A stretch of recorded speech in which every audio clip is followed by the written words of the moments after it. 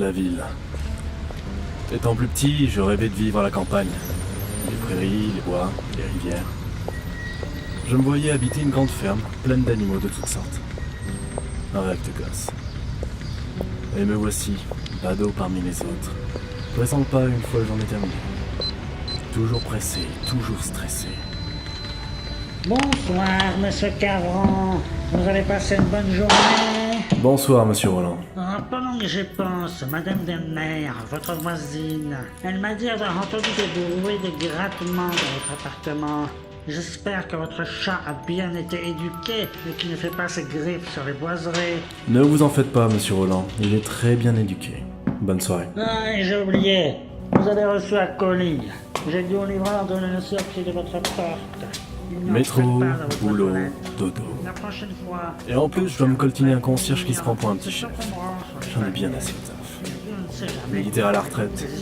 Il a pas fini de me faire suer. Frustré. Un colis? Qu'est-ce que c'est que ça? J'ai rien commandé, qui est-ce qui pourrait bien...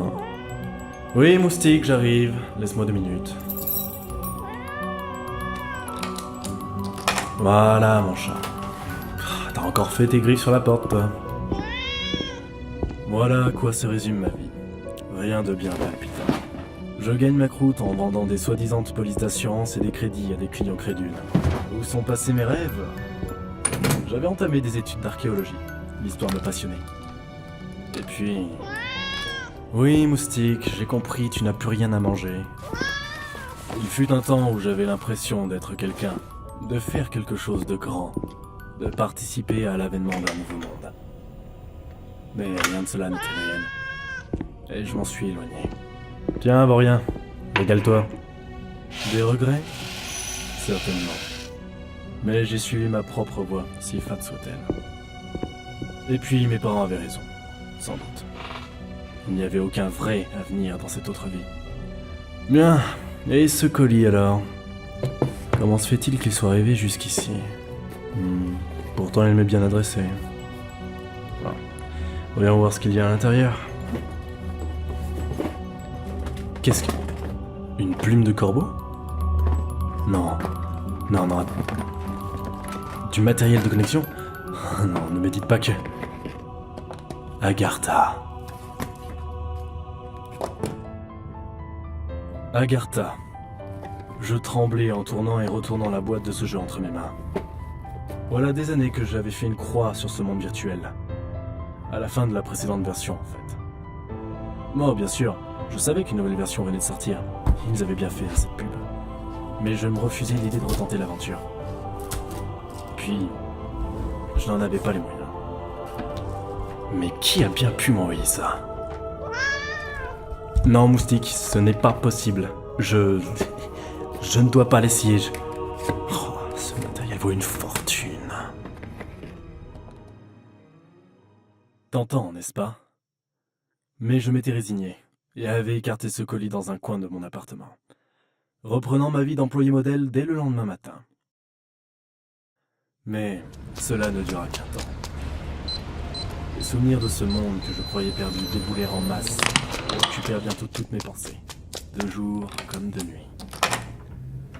Je n'attendis plus qu'une seule chose, me coucher et rejoindre Agartha.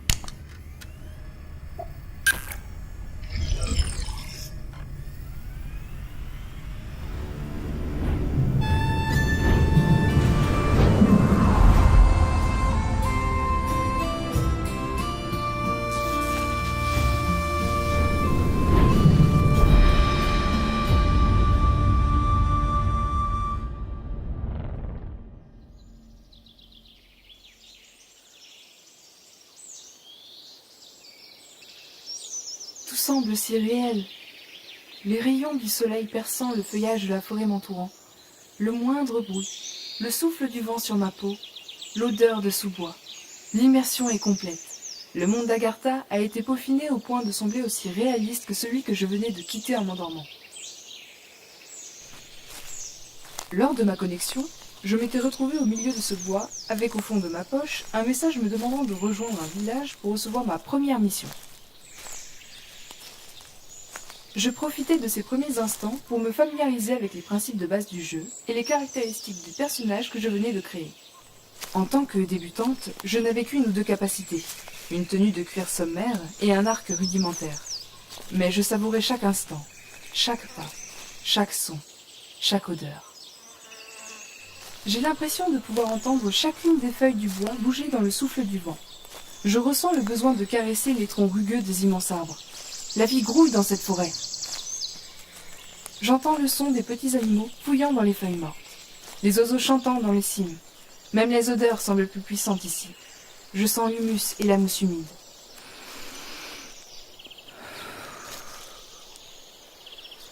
Il y a aussi l'odeur de la terre et le parfum des fleurs de sous-bois.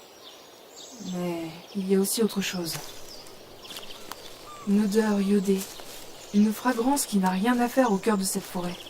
Elle me rappelle le goémon, en décomposition sur les plages de Bretagne, là où j'allais en vacances lorsque j'étais enfant. Une odeur forte et marine, une odeur semblant se rapprocher petit à petit. Sans vraiment savoir pourquoi, je ressens soudainement une certaine angoisse.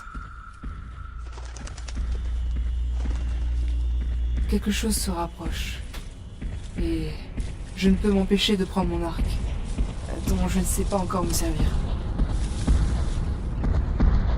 La créature est là, face à moi. Une bête que je n'arrive pas vraiment à identifier. Elle rappelle vaguement un tigre à la carrure impressionnante.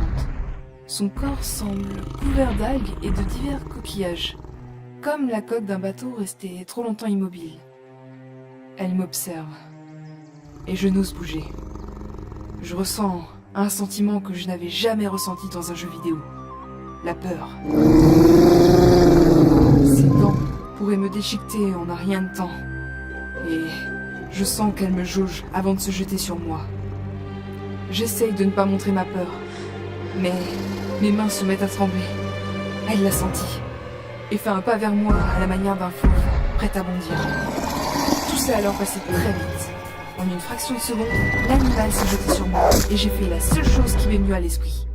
Je me suis jetée sur le côté, et j'ai fermé les yeux. J'ai ouvert les yeux. La créature avait dévié sa course, et se trouvait maintenant à quelques mètres de moi, une flèche dans le flanc. Un homme était debout, entre elle et moi, une large capuche brune masquait son visage, et il était vêtu d'habits de cuir simple. Il portait dans le dos un carquois et tenait un arc comme le mien. L'homme jeta son arc sur le côté et sortit lentement un long couteau de son fourreau. Il avait l'air aussi sauvage que l'animal, se déplaçant à pas lents, tournant autour de la bête.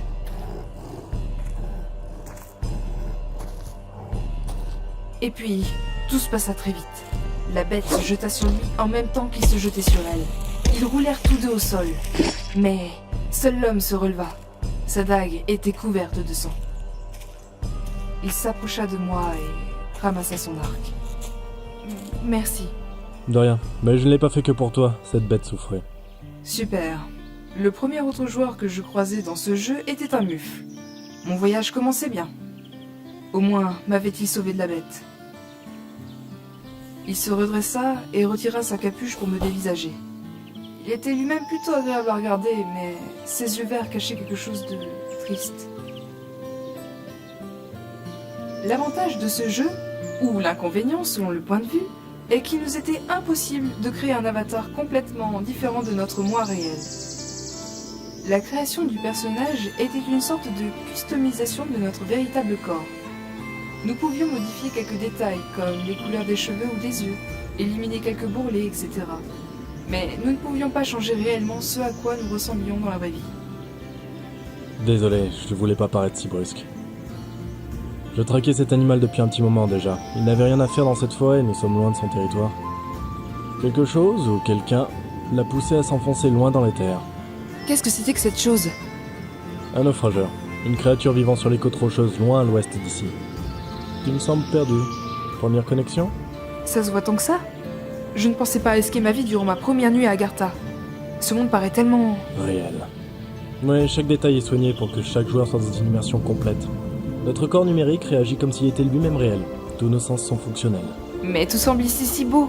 Les arbres semblent plus verts, les odeurs plus fortes. Ça, c'est peut-être parce que, comme moi, tu vis en ville. Nous avons oublié ce qu'était la nature. Il avait raison. Voilà une éternité que je n'avais pas quitté la civilisation pour un petit bout de verdure. Le travail, la vie citadine, cela laissait peu de temps aux sorties à la campagne. C'était ironique. Retrouver des sensations naturelles perdues dans un jeu vidéo entièrement artificiel. Mais j'y pense. Tu me traites de débutante, mais vu ton équipement sommaire, tu ne dois pas non plus fréquenter Agartha depuis si longtemps que ça. Comment as-tu réussi à battre ce... Comment tu disais déjà... naufrageur ? J'ai trouvé son point faible. Et puis il était mourant. Bon, ne restons pas à traîner ici. Nous devrions retrouver le village le plus proche. Je sens dans cette forêt quelque chose d'inhabituel. C'est ta façon d'esquiver la conversation ? Non. Tu es une rôdeuse, comme moi. Tu dois pouvoir le sentir toi aussi. Cela fait partie de nos capacités de base. Nous avons des capacités en connexion avec la nature qui nous entoure. Tu peux ressentir la forêt. C'est un coup à prendre, mais ça va venir, petit à petit. Ressentir la forêt, tu dis ? Bon. Ferme les yeux. Concentre-toi sur ce qui t'entoure. Respire à fond et fais le vide. Ne te focalise pas sur un sens en particulier. Laisse simplement les sensations affluer. Et je fis ce qu'il me disait. Au début, il n'y avait rien de particulier si ce n'est ce que j'avais ressenti au début.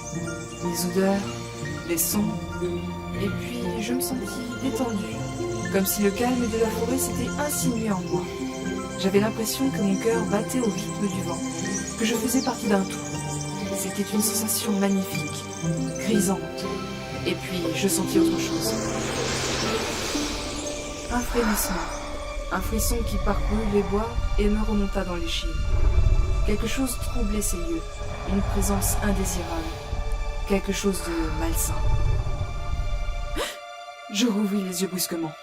Allons-y. Nous allons rejoindre le village le plus proche. J'imagine que comme moi, tu as trouvé au fond de ta poche une note te disant de t'y rendre. Il est au nord d'ici, nous y serons avant notre réveil. Bien. Comme ça, tu auras l'occasion de m'expliquer pourquoi tu as l'air aussi à l'aise. Et c'est ainsi que débuta ma première nuit dans le monde d'Agartha. À ce moment-là, je ne savais pas vraiment dans quoi je mettais les pieds. Mais ce que je savais, c'est que l'expérience était grisante et qu'il était hors de question que je m'arrête là.